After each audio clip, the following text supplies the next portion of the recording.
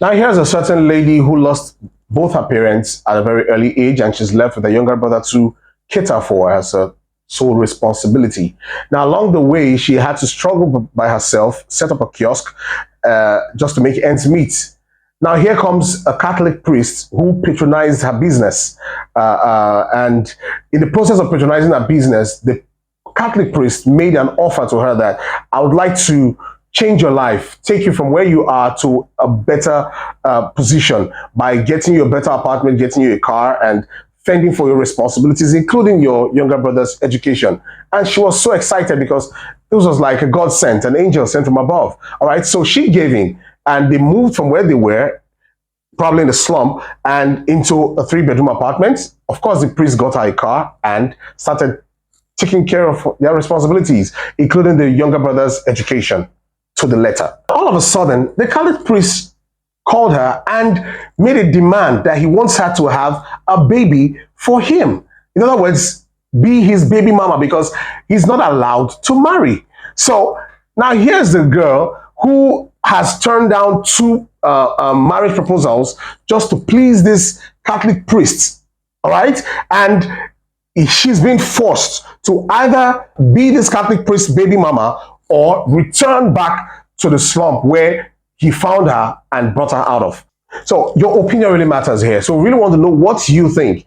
And to also do justice to this topic, to this story, is we have 2 guests on set here with me. All right, but you get to meet them when we come back.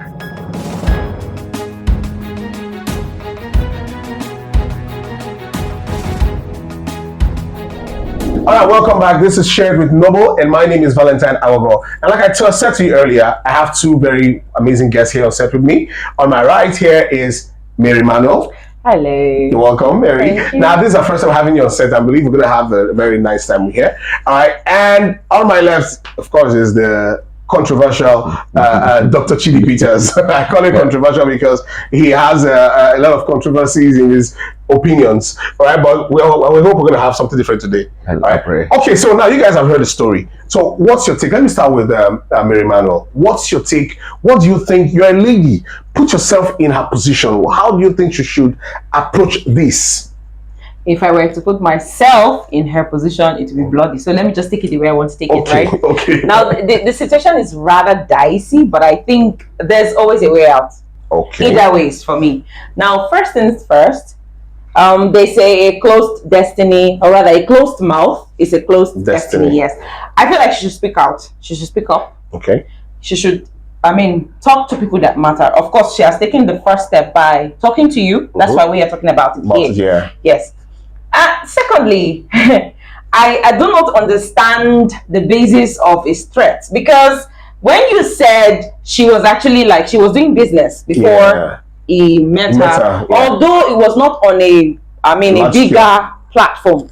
But for me, this is where the spirit of saving should come in. Like I always tell ladies, no matter what you do, save.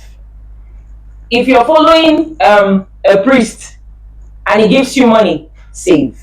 Whoever it is that you're dating, save. Now, if she has savings somewhere, with all these threats from the priest, it's just to say, okay, fine, no problem. And God so kind, there are people who want to get married to her, right? Yeah. So I don't think there's a problem here.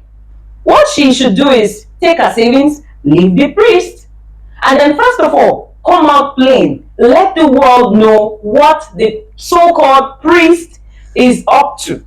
I mean, even if there are some female activist groups that could even take up this issue if she wants to take it a step further. So for me, I don't see any problem in all this. Okay, so she should just move on. Move on, leave him. Like, your destiny is not tied to anybody. That's the truth. But then in this particular scenario, I would say if she doesn't want to get married, if she doesn't want to be a baby mama to the priest, let her leave. But then if she still wants, that's why I said it's dicey. If she wants to, because there are some people that don't want to get married. There is nowhere that they wrote that you must get married as an African woman. It's just because we allow the society to keep us in a kind of place. Oh yes. So if she wants to be a baby mama to the priest, one of the reasons why I will not support it is because it's wrong in the sight of God. He is a priest. according to like a Catholic priest, I don't know if it's a Catholic priest. Yeah, a Catholic priest. Whoa. According to the laws of the church, a priest is not supposed to give birth to children or even have any carnal knowledge with any woman. So true. One of the reasons why I would not say she should do it, if I were a friend, is it's wrong before God. I mean, for me, God is everything, right? Yeah. It's wrong before God. So she shouldn't do it because of that. But for any other reason, if she feels like being a baby mama, okay, then she should. But then basically for me, I would say she should speak up and walk away. I mean, there's no relationship that... I'll come to you shortly, because if she gets to speak up, a lot of scandals will be involved that will affect the church, affect the followers of that priest, and also she has to speak up. Some people might not believe her. I'll come to you shortly on that. So, Dr. Peters, what do you think about this issue? First of all, as a priest in the order of Melchizedek, having taken the oath of ordinance of chastity, obedience, and poverty, and of course, also looking at places side by side with Pope John Paul, motum proprio, where he apologized to people that have sexual molestation in California, in Amazonia, and other parts of the world. And of course, which was also taken up by Pope Emeritus Benedict XVI, that just passed on to glory. And of course, Pope Francis also talking about that, and also tried to tell us that priests are also human beings. They are not infallible, you know. They are all mortals, and whatever I think is, they should always at every point in time uphold the oath of chastity, oath of obedience and poverty, and also see their call as called to serve God, and see themselves as always as priests in order of Melchizedek. Order of Melchizedek means that you have been ordained a priest, and apart from Pope's ordinance of law, nobody can strip him of being a priest. Or if he commits grievous offenses, unforgivable offenses, he can be excommunicated by giving him what you call a caution, you know, the first caution, second caution, and third caution. So I didn't know how he gets himself entangled to this point that have to resort into him proposing to a girl to be a baby mama. I won't say there are no priests that does that. There are priests who does that secretly. But the man now, the priest now, as I'm talking to you, I think he deserves our prayers. He deserves our prayers. Serious prayers. Yes, and of course, he needs to go into personal retreats and penance. I don't get what do you mean by He's not talking about the lady here. I didn't hear you. You're not concerned about the lady. The lady needs our help. You're talking about the priest, the man requesting prayers. I'm coming. Okay. I'd like to see where this is going. The priest, like I said, have to go into self-retreats. Okay. Self-retreats, self-penance, and go into austere to look for God's intercession of God, intervention of God in this matter. Then on part of the lady, it's also very wrong of her to even allow the priest to engage into such conversation with her. Wonderful. Because in the Catholic Church, there are hierarchies. He picked you up for help. Where the thing have gone outside his promises to you, you have the catechetical obligation, which requires ensuring the Catholic canon law, to meet the higher priest to report this matter, and he'll go to order. Then bringing it to social media to discuss. I think it isn't the best. The best would have been for her to report that to the authorities, to caution the priest. And if the priest have done more egregious offenses, of course, he should go into self-penance or excommunication. Dr. Peters, how many people actually have access to higher authorities, to their pastors or priests? The chief shepherd of every diocese, which is the principal person, which is the bishop, have these offices. And these offices, you are at liberty to see him. And in the parish where she is, she has a parish priest. And in the vicariates, she also has a monsignor to report to. What if it's this very monsignor that is responsible for this? You take the matter up to the bishop. Because you're making it sound very easy. First of all, by saying that the Catholic priest should go and pray for the things the kind of miseries about to cost this lady. Our prayer, because in as much as they are taking poverty, oath of chastity, obedience, and poverty, they also have blood and water that flows in their veins. Oh wow! They need our prayers. What do you think? And always. Mary, please. I'm sorry. I could sense Patrick in what he's saying. Like it sounded like he's blaming the lady for the priest's offense. Oh yes. No. You're making it look like the priest hasn't done anything wrong to even approach the lady. You're making it sound like the lady has done everything wrong in accepting help from the. What is bad in? I mean, we should be more comfortable. Don't you think? We should. If your pastor walks up to you to tell you, I want to help you, you'll be more comfortable. That I mean, it's your pastor also. Yeah. So I don't understand where it's coming from. Now at this juncture, I want to take another side to this story, and this for me, I want to say something to.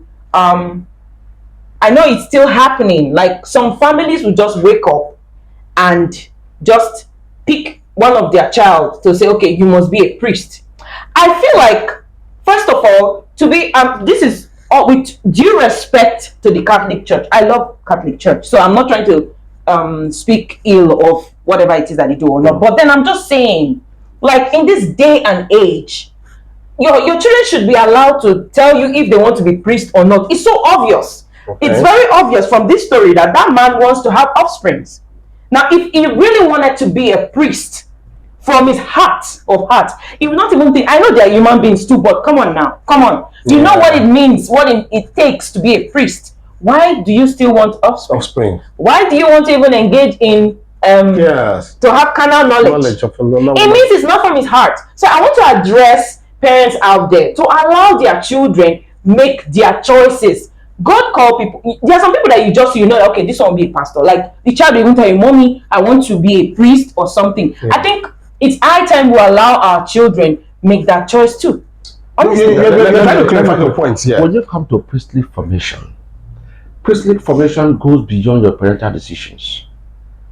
Moving from the junior seminary to the senior seminary to bigger memorial seminary school to even ordination as a deacon. Before ordination as a deacon, you are given 1 year to think and reflect about the call. And when you are then as a deacon, you're also given another period of time to reflect. But if a peradventure along the road you decided to quit, you're also given opportunity to go back and reflect about your decision to quit priesthood. You don't say that parents are now forcing on one their child to be a Catholic priest. The formation is so tedious that I have to go beyond the opinion of the parents. So I'm sorry, sir. Please, can I quickly ask a question? Okay, let me come. Okay. If Jesus Christ could be so careful enough as God in incarnate have 12 and only have one who has ... How much more we that are infallible, that are human beings? Sorry, I didn't understand that example. What is the meaning of ... It's referring to Judas, right? Judas. Yeah. Yeah. Okay. Judas who was stealing from him, Judas who betrayed him, he was so careful. All right. Now, how much more we that are human beings, having thousands and thousands of priests, and just one becomes the black sheep. I'm sorry, sir. Like the question that I wanted to ask him. With all these reflections that you just made reference to, why did he still want to have? Why does he want to have children? Like I'm talking more of being philosophical in this matter. That's what I'm saying. I'm being logical, sir. I'm being logical. Hold on. These are human beings have decided to carry the burden of being Christ-like. Because by the time they are putting on their cassock, the stole, and whatever the guy they are putting on, they have already incarnated and assumed the position of Christ. Okay, I'm sorry, sir. I have to tackle him at this point. I have to tackle him at this point. Very quick one. It's getting hot in here. We really want to take a very short break, but please don't forget to like, share, drop your comments, and subscribe. The lady really wants to know the next step to take. We'll be right back.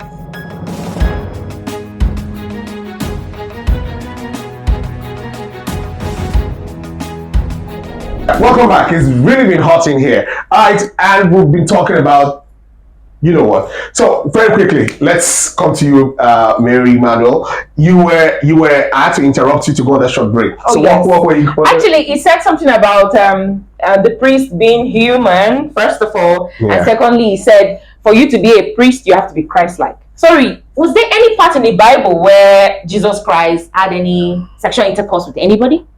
We don't have And that you know, record. Mary Magdalene was very close to Jesus. Did you hear any Yeah. any Not like that. okay? So my point is, I'm not trying to castigate the priest, but you are actually trying to make it look like the woman is the cause of the problem.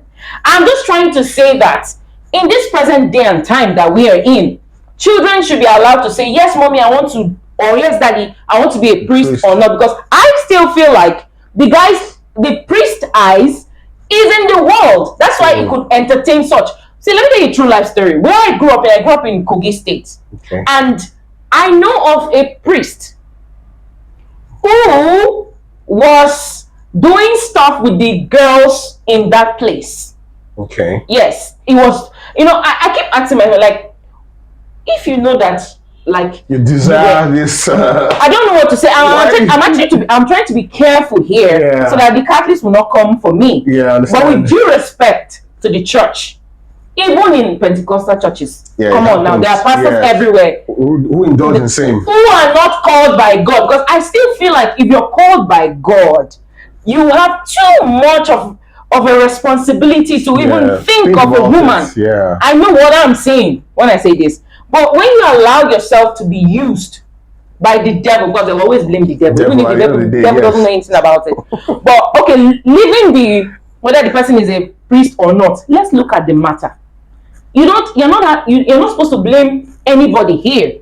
If we're able to point fingers, it's the priest. Why would you do that? You're supposed to be a personality or Christ-like, like Mazi here said, Christ-like. You're supposed to be Christ-like. So we're supposed to like look at you and get inspiration to even want to serve Jesus Christ or to want to be like you in the church. So why would you come up with such conditions and all that? So I'm looking for the solution out for this lady now. You know, she's becoming. Excuse me, please. I'm sorry. I would say let her walk out. Let everybody know. Let the church know the kind of priest that they have. Then he can go for a pen, what he called it. Then God, of course, I know God will forgive him. Yeah. Okay. So then, you don't care about the scandal. yes, It will there is nothing like scandal. Yeah. If you know that you are a figure, a very important personality, Yeah. be it spiritually or physically, you should know what comes to it when you want to do something that is not right.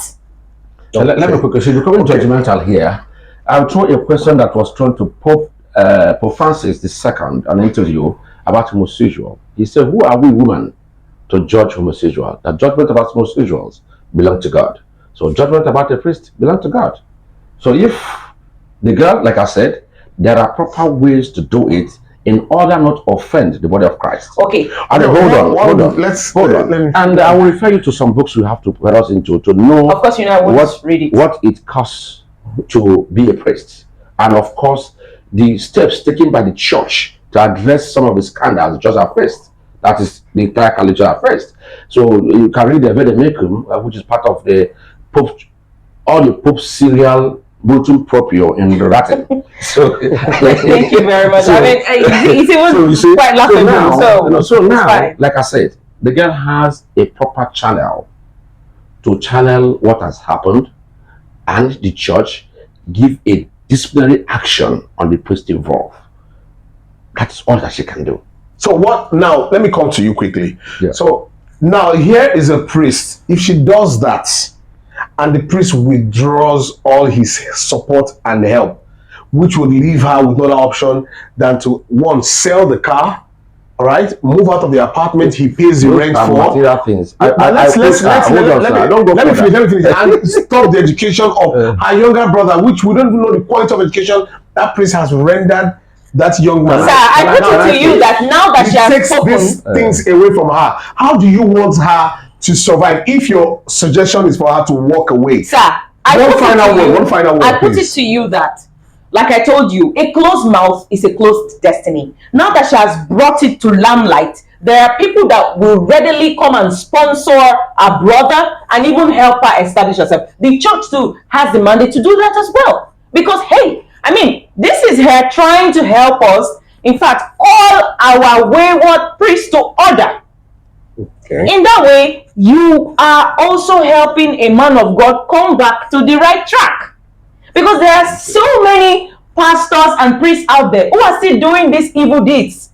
with things like this, with speaking out, we are calling them back to order. There's no problem here, sir. The only thing is I don't know why he doesn't like the way I am flowing, right? But what I'm saying is quite simplistic. Okay. I would say to every lady out there, if there's anybody that wants you to do what you don't want to do, speak out. Speak out. That's basically. Okay. And no, sorry. One last one. To the parents out there, please allow your children to tell you what they want to be in life.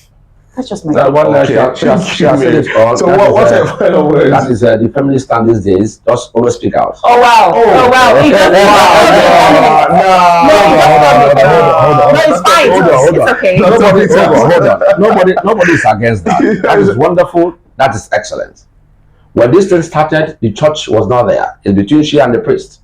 And don't tell me that is the first time they are having such conversation for it to come at this point. What stops her from speaking our saints? You can't just wake up one day and talk about it. You have changed the narrative. No. What I'm saying is that there are proper ways to speak out so that you don't offend the body of Christ. That's all. And so that hypocrisy will continue to thrive. There's no way you can thrive. I've made you reference to Vedemekum. I don't know who is Vedemekums are compilations of apologies rendered from Pope John Paul II, Pope Benedict, and even Pope Francis. And of course, the motum proprio, which is a way forward for the priest. I told about Amazonia, about California. I believe we have to. So the volume of abuse we have in Africa is not as much as what we have in the Western world. Oh, it's not. Yeah, that's the truth about the matter. But at the same time, there are things you don't do. When the thing was beginning and leading to somewhere, she didn't say anything. She didn't say anything. There are proper ways she would say it. Maybe because she would think that I'm going to withdraw this collective. But no, we have thousands and thousands of priests that are also sponsoring people that will cry to. They will give that sponsorship a million times for free without any conditions. As a principal who did that for 13 years before he died. We have 214 physically challenged of free education.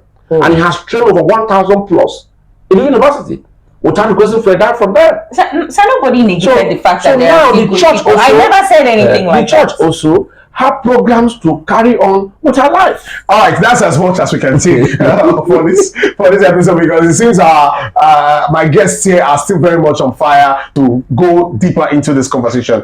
All right, now here on Dr. Peter's own angle, he feels she should take the right approach by going to the church hierarchy, the higher hierarchy, to disclose this without going on social media or making a scandal of the church. Meanwhile, Mary Emmanuel, on her own stand, says she should speak out irrespective of whatever platform she gets to do the speaking out from. All right, as long as she speaks out and gets help, she shouldn't feel handicapped or feel like she's being pushed to the wall where the help will be taken away from her if she speaks out. All right, she'll be amazed at the number of people who will come to her rescue by just merely speaking out. But it lies in your hands. What do you think she should do? Your comment really matters a lot, because she's going to go through all our comments, go through the panelists, and make her decision for herself. We won't be there with her when she does. All right, so that's as much as we can take for today. Please do like, share, drop your comments, and don't forget to subscribe and click on the notification button to get similar updates on Share It with Noble. My name is Valentine Agogo. Thank you.